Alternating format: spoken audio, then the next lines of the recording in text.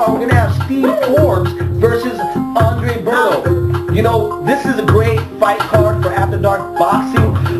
Originally I thought it was going to be on pay-per-view. I wasn't too happy about that, but when I found that they're giving it on HBO After Dark Boxing, I thought, you know what, you're bringing it back to the first time when you had televised After Dark Boxing with the opening of Marco Antonio Barrera versus Kennedy McKinley. You know, it's going to bring some excitement, some fireworks in these two matches, okay? I'm really stoked up about it. Can't wait till it happens. So I'm going to start off with Berto versus Forbes. Forbes is a really relatively good fighter. You know, he made it on the Contender Series, you know, and that was kind of, you know, because his career was really going anywhere. There was really nobody calling him out, you know. There was promoters and managers that didn't have that full belief in him. So he was able to revive his career and have some success on the Contender, which exposed him to, you know, households and gave him a name. So he's been able to get in the ring and fight some really good other contenders. For instance, you know, he upset Ponchito Bojado. Bojado was a hot prospect out of Mexico and out of East LA, you know. He signed under the banner of Oscar De La Hoya. And Forbes is supposed to be a stepping stone for Bojado to kind of get his career back on track. But he put a roadblock there and stopped Bojado to move any forward. And he's continued his career, Forbes, right? Now, too, with Demetrius Hopkins, he gave Hopkins a hell of a fight. Actually, a lot of viewers, fight fans, really thought that Forbes was, you know, was kind of dicked around in that fight. He wasn't able to get the win on that particular bout, where a lot of people said Forbes took that bout. Hopkins got a gift because his uncle was B-Hop. You know, so Forbes is a live underdog. He had his last outing with Oscar De La Hoya. You know, he landed a lot of shots with Oscar. He fought every minute of the round.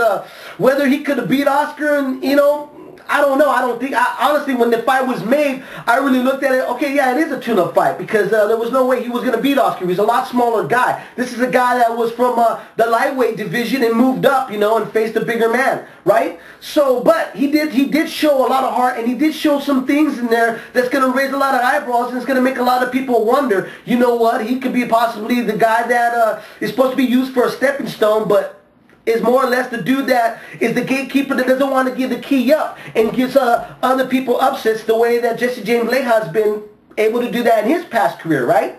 So is there a big possibility where Forbes can upset the much stronger, hot, fast prospect Andre Berto? Yeah.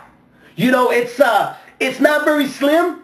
It depends on how Berto comes in. If Berto comes in with the way he faced Rodriguez, where he wants to stand and trade, you know, with Mickey Rodriguez, stand there and trade, he's going to have a lot of problems with Forbes. You know, Forbes has got a good chin. You know, if Oscar wasn't able to drop this guy and knock him out, I don't think Berto's going to have the same success. Not saying that Berto, you know, couldn't catch him, because he's got fast hands, you know, and I would have to say he's a little bit faster than Oscar De La Hoya now, with, you know, Oscar kind of really being out of his prime, okay? But it's going to be something he's going to have to really work on in time, Forbes with, you know. So Berto, you know, just really having such a confident build-up, and also being a champion now, being able to win one of the alphabet straps. You know, his confident build-up is there, okay? And, you know, Berto's got a great, exciting style. So I really look for Forbes and Berto really to go at it, go toe-to-toe. I think it's going to go all 12 rounds. I don't see any stoppage. If there is a stoppage, it'll probably be from Berto's side. I don't see it happening on Forbes' side, but I really see this as being a great matchup and stuff. And I'm going to have to say with a split decision on Andre Berto. I think that's going to be really tight, close in the rounds. It's going to really depend on these judges and who they like more, who's the flashier, faster, and who lands the cleaner punches. Forbes is going to throw a lot of shots, but I think that towards the later rounds, Forbes is going to get a little discouraged with Berto's, you know, speed and his punching power, just like he kind of did when he faced Oscar De La Hoya. So that's my pick there. Now, Sugar Shane Mosley and Ricardo Mayorga, I have given out the keys of victory on my last vid and stuff, but I never gave you my prediction and stuff and what I think was going to happen.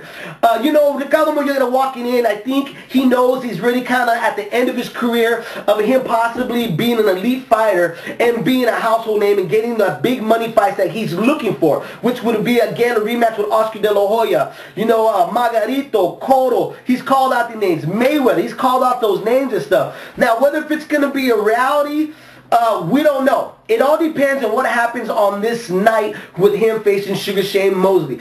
Is Mayorga's will, and is he going to be able to use any of his boxing skills that he was able to use against Fernando Vargas, who was way out of his prime, but still gave a valiant, effort in trying to defeat Mayorga. Mayorga's always been a great brass talker, a guy that comes in and he talks, all the trash and really tries to get underneath the skin of Mosley. But Mosley's a professional fighter. He's not going to let that happen. He's been in the game too long. He's fought too many different styles of fighters. This is a guy that has a long amateur career and, had some chances of making the Olympics, but we all know what happened there, right? But he's fought world champions in and out, he's been in great divisions, and he's been on the pound-for-pound list #1. So him getting underneath, Mayorga getting underneath Shane's skin, it's not going to happen. But what Mayorga's going to have to do is rely on his skills. Be wild.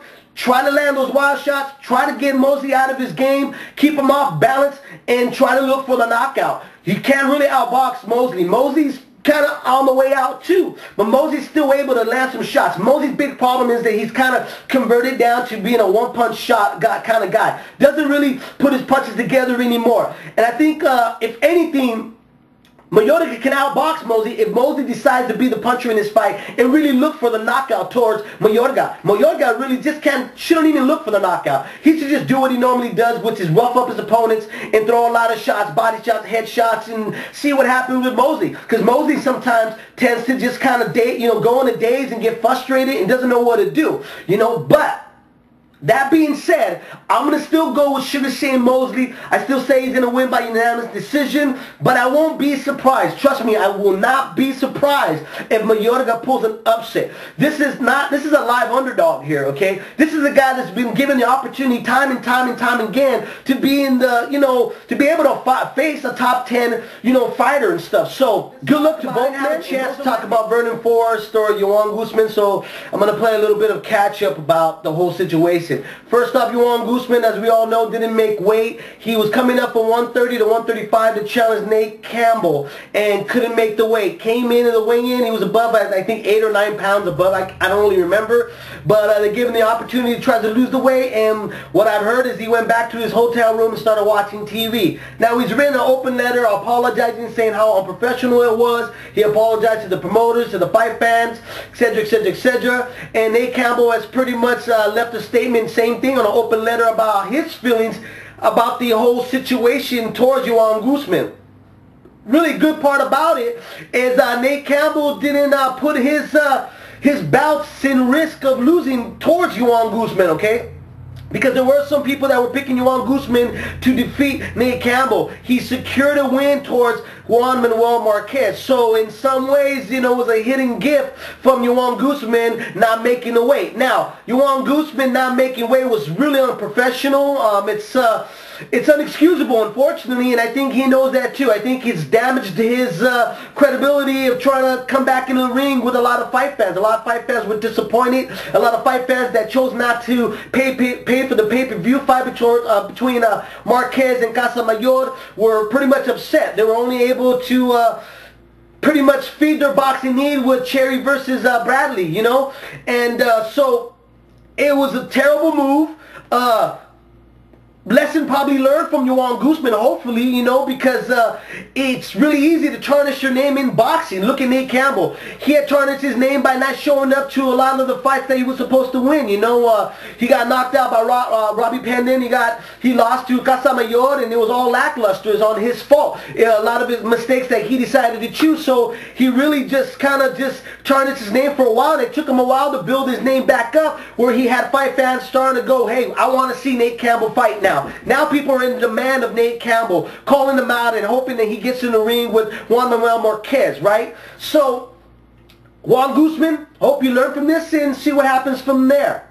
Now, Vernon Forrest for the rematch against Sergio Mora, the first contender winner out of their series, right? The first time they had fought, they met, it was a major upset. I thought Vernon Forrest was going to really expose Mora for what he is, which is just a reality star. That's about it. Mora has a very amateur fight style. This is a guy that really is not a very polished fighter. There's a lot of flaws in this game that the top 5, the top 10, the top 15 can expose. So Vernon came in overweight, and you could see he was gassed out, and he lost fair and square. Vernon Forrest took it. I mean, Sergio Mora took it. Now in the rematch, I had picked against Vernon Forrest. I just thought really that Father Time caught up to him, and I didn't see the motivation anymore in him. You know, he sometimes comes to fight, sometimes doesn't come to fight. You know, and you could really see that the years were catching up.